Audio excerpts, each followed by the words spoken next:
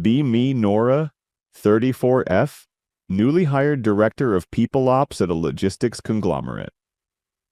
The company moves everything nobody brags about, so nobody notices us until the shelves go empty. Auto parts, grain, medicine, cleaning supplies, the unsexy bloodstream of the economy. Revenue is huge, buildings are beige, and the culture is older than half the managers. Brown carpet everywhere, fluorescent lights that buzz, and break rooms that smell like toner and old coffee.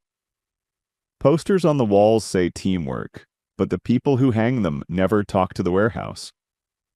The exec team calls the place stable, which is just a nicer word for fossilized.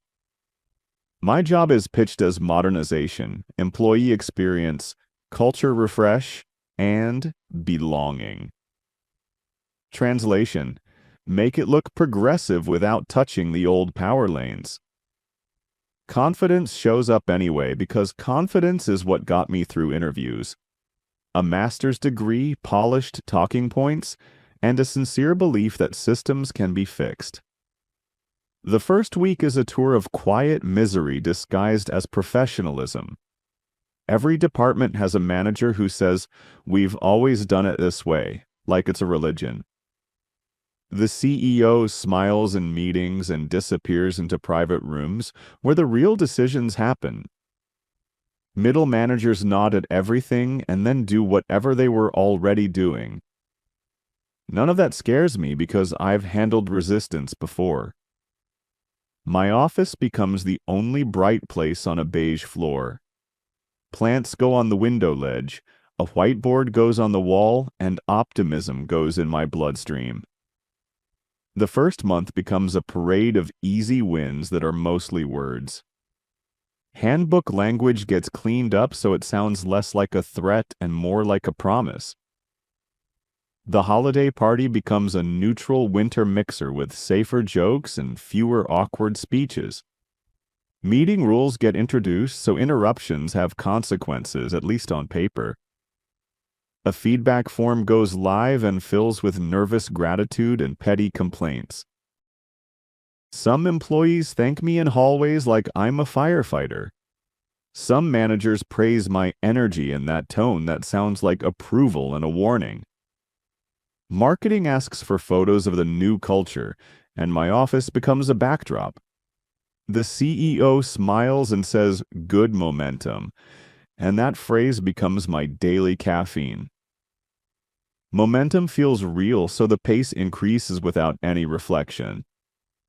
New hire training gets rewritten with a modern tone and better slides. A small mentorship program launches and looks great in a deck with 2 charts. A monthly listening session gets scheduled, and attendance is high because snacks are free. For a while, the building feels lighter, and that feeling is addictive. Those warnings stick because authority is my language and disrespect is my trigger. Then a pattern starts forming around one phrase people drop when they think I'm safe. "Don't mess with the basement, guys," says a supervisor, half joking and fully serious. Another manager whispers, "If they're quiet, we're safe," like it's a prayer. Curiosity turns into irritation because nobody explains anything plainly. Questions get answered with jokes, and jokes always hide fear. The org chart gets pulled up, and the basement team looks like an old footnote. 3 men, all over 50, titles that sound boring and pay that looks criminal. Their salaries sit above directors who actually show up to meetings and answer emails. Their benefits look like a museum exhibit from the early 2000s. The numbers don't match the way people talk about them, and that mismatch invites conclusions. My brain supplies a neat villain story without asking permission. Old boys club, protected dinosaurs, overpaid to sit underground and ignore the new world. The story fits every pattern I already believe, which makes it feel like truth. A calendar invite goes out for a short culture alignment conversation with an easy agenda. The invite is polite, collaborative, and carefully worded to sound non-threatening. No reply arrives, not even a decline, just silence that feels deliberate. A second invite goes out with options and flexibility, and a friendlier tone. One line comes back from a man named Dean, who is apparently the lead. Can't critical cycle, with no greeting and no signature, just a cold period. The other two don't bother responding at all, like the invite never existed. Anger shows up sharp and hot, because authority means nothing if it can be ignored. Planning begins because planning is how control returns to the body. Finance schedules a compensation audit for frontline staff, and the timing feels perfect. Equity, fairness, transparency, all the good words I can use as blades. The spreadsheet opens and the basement salaries glare like headlights. Dean, 60, systems architect, paid like a small celebrity. Marty, 57, database administrator, paid like a division head. Len, 64, network engineer, paid like a private consultant. Combined cost is wild, especially with the older benefit tier attached to their names. The math feels personal because modest budgets for employee improvements get debated for weeks. A request for basic safety upgrades gets questioned like it's a luxury. A proposal for a small wellness room gets called unnecessary overhead. Yet 3 men underground get a fortune and never show up to anything I schedule. The mission shifts from culture to justice, and I tell myself it's the same thing. Visual confirmation becomes necessary because numbers alone don't satisfy anger. A clipboard gets grabbed like a costume for authority, and an elevator ride begins. The elevator stops at the first basement level where the air already feels colder. Stairs lead down again because the elevator refuses to go deeper. A heavy door waits at the bottom with the sign that says, "Authorized only." My badge beeps green and the door swings open like a dare accepted. Noise hits first, a constant mechanical hum that never pauses for breath. Rows of racks blink softly like a city at night that nobody visits. Cables run along the ceiling like vines in a concrete jungle. In the center sits a glass enclosure, an office inside the machine room. 3 men live inside it like fish who forgot water exists. Dean leans back with headphones on, feet up, eyes half closed. Marty reads a paper newspaper like he's performing stubbornness as a sport. Len ties something tiny with careful fingers, calm and unbothered by everything. Not one of them looks up when the door opens and the message is clear. A greeting leaves my mouth and dies under the fan hum. A throat clears loudly and the reaction remains nothing. Another greeting follows, sharper, and it lands like a pebble on steel. Dean lifts one headphone cup slowly, eyes bored, like time belongs to him. "You're letting the cold air out," he says, voice flat. "Close the door or come in," he adds, like I'm a delivery person. The door shuts and the insult stays in the air. My name gets stated with my title because titles are boundaries in my world. Their names get stated too because basic courtesy should still exist at work. Marty doesn't look up from the newspaper like eye contact cost money. Len keeps tying his tiny knot like nothing matters but the knot. Dean points at a monitor on the wall without standing up. A dashboard shows a map full of green dots. "Green means moving," Dean says, like he's reciting scripture. Questions get asked about workload, priorities, accountability, and collaboration. A request for basic participation gets made, because participation is the bare minimum in my world. A reminder about respectful communication gets offered, and it sounds reasonable in my head. Len says the knot isn't done yet, and the sentence is a wall pretending to be a sentence. Dean asks if this is the part where I lecture about feelings and fonts. The question lands like a slap because it's accurate and contemptuous at the same time. A warning gets given that non-compliance will be documented because documentation is my favorite weapon. Dean smiles a little, the kind of smile that says, documentation won't matter down here. Len mutters, almost done, and Marty turns a page loudly. Dean finally looks at me like I'm a bug that learned to speak. If you've got a real problem, file it, he says. If you don't, stop warming the room, he adds, calm as a brick. Something in my chest tightens because the disrespect is practiced and protected. Leaving that basement feels like walking out of a private club I was never meant to enter. Back upstairs, anger turns into a plan with metrics and a clean target. Ticket reports get pulled, and the basement numbers look small and vague. Labels like maintenance and oversight show up everywhere, convenient and unverifiable. Frontline teams close mountains of little requests and still get treated as replaceable. The comparison writes itself, and I put it into a deck with confident arrows. A meeting with Gordon, the CFO, gets scheduled because CFOs love a neat saving story. Gordon is 53, smooth, amused, and allergic to anything that doesn't hit the bottom line. His office smells like leather and expensive coffee, and nothing in it looks used. The salary slide appears, and his eyebrows rise like he just found free money. They make that much, he says, half shocked, half delighted. The pitch lands. Cut 3 expensive relics, hire 3 modern kids, save a fortune. The speech includes words like velocity, modernization, and operational agility. An answer about legacy favoritism comes out because it fits the mood of the room. A promise gets made that morale will improve once the basement stops acting untouchable. Gordon chuckles and says morale is nice, but savings is love in his language. Gordon asks one question only, and it's the question that shapes the world. Will the business notice, he says, not will the business survive?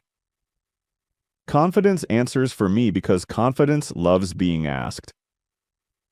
Modern talent adapts, I say, smiling like it's inevitable. Gordon nods once. Keep it clean, he says, meaning legal, not ethical. Friday afternoon gets picked because HR always picks Friday afternoon. Dean walks into my office looking annoyed, not worried. Termination language spills out in soft corporate syrup. He reads it, signs it, then looks up with something that resembles pity. Dean asks one question that feels oddly calm. Who's on call tonight? He says like he's checking the weather. A line about the new team being capable comes out too quickly. Dean nods slowly, then points at my folder like it's a child's drawing. Capable is not the same as ready, he says, still polite, still cold. A metaphor slips out of him that I don't appreciate at the time. This place is a freight train, he says, and you just fired the engineers, not the passengers.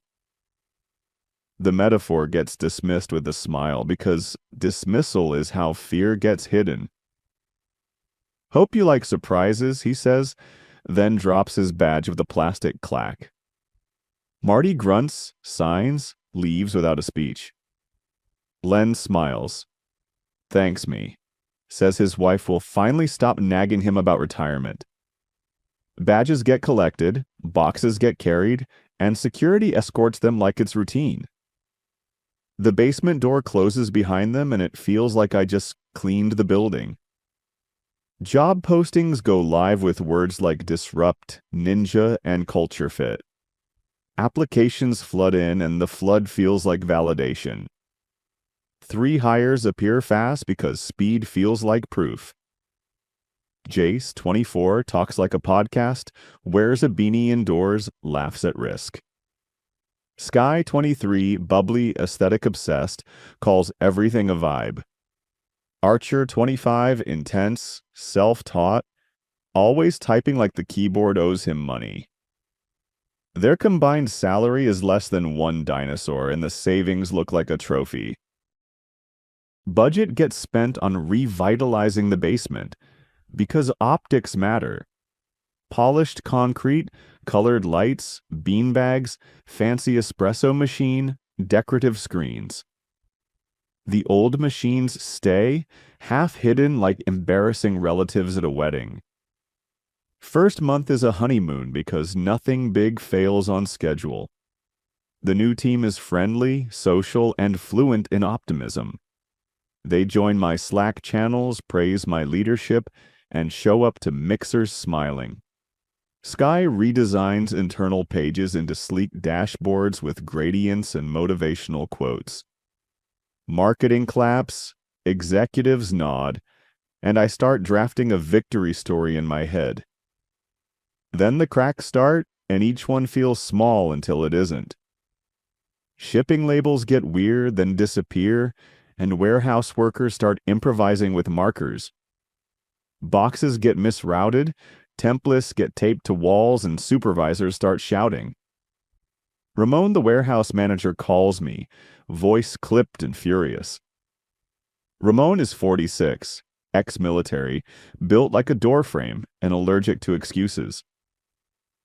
Trucks are waiting, he says, like that's the only sentence that matters. Downstairs, Archer shrugs and says the old setup was gross, so it got cleaned. Jace jokes about legacy ghosts, and Ramon looks like he might swallow him whole. Sky tries to lighten the mood with a joke about rebranding logistics, and Ramon doesn't blink. A fix arrives days later, messy but working, and I sell it as growing pains. He asks for a timeline, and a timeline gets offered with more confidence than evidence. The reminder gets framed as resistance, because that framing keeps me upright. Next comes scanner lag and line backups that snake through the dock like angry rivers. Workers wait seconds for confirmation, and seconds pile up into missed windows. Drivers start pounding on office doors because drivers don't respect corporate excuses. Jace calls it security overhead and sips espresso like this is a lecture. Ramon calls it sabotage and tells me to come watch the dock clock bleed. Clients start asking questions, and Gordon starts calling more often. The modernization speech comes out again because it's what I have. Transition friction, I say, like it's a natural law. Gordon warns that friction becomes penalties, then ends the call short. Then paychecks get hit, which is when the building stops pretending. Overtime calculations break, and angry workers fill my inbox with messages that don't bother being polite. Union reps show up, supervisors show up, and everyone wants one thing: money they earned, on time, with no philosophy attached. Sky admits she deleted something that looked redundant because redundancy offended her sense of cleanliness. Manual checks get cut, apologies get issued, and trust leaks out of the building. A warehouse clerk comes upstairs crying because her rent is due and overtime was the buffer. She says she trusted the company, then corrects herself and says she trusted her supervisor. The supervisor stares at me like I personally reached into his wallet. An apology gets offered, and it sounds tiny next to someone's real panic. Ramon tells me this is what happens when leaders chase a story instead of protecting payroll. Office people keep praising the new portal while warehouse people start hating my name. Ramon starts calling the basement the daycare, and the phrase spreads. End of quarter approaches, the sacred time when logistics either performs or dies. Inventory counts need to reconcile, invoices need to generate, and everything needs to align. The building feels tense in a quiet way, like everyone is holding a breath. Everyone expects the usual overnight reconciliation to run and spit out clean numbers. Sleep happens anyway because denial is cozy. My phone starts buzzing after midnight, and Gordon's name appears like a funeral bell. "Get in now," he says, voice tight, then hangs up. Driving to the office feels like sliding toward a cliff in fog. Parking lot is full at 1 a.m., which means the building is bleeding. The lobby is packed with people pretending not to panic. The elevator ride down is silent because nobody has jokes left. Gordon mutters that this is the kind of night that ends careers, and his voice is not joking. Ramon is already downstairs because operations people show up before executives wake up. Basement door opens and the room looks wrong. The big old machine is dark, and darkness down there feels unnatural. Ramon stands with crossed arms, face blank, rage stored behind his eyes. The new team huddles on beanbags like kids waiting for a teacher. Sky's mascara runs. Jace is pale. Archer won't meet anyone's eyes. An odd noise started, a warning signal maybe, and panic hit fast. Someone pulled the plug to make it stop, because pulling a plug feels like control. Power came back, but the machine didn't. A code blinks on a tiny display, and nobody knows what it means. Backup gets mentioned because backup is what sane people mention. The new team stares at the floor and the silence answers before the words do. The old tape unit is gone. Archer admits they threw it out because it was huge and killed the vibe. Beanbags suddenly look like evidence. Ramon speaks quietly, and quiet from him sounds like a weapon. "I've got perishables on docks," he says. "Without lists, it rots," he adds, and the room goes colder. Gordon's face changes from anger to something closer to panic. The CEO arrives. Harrington, expensive suit, eyes like a verdict.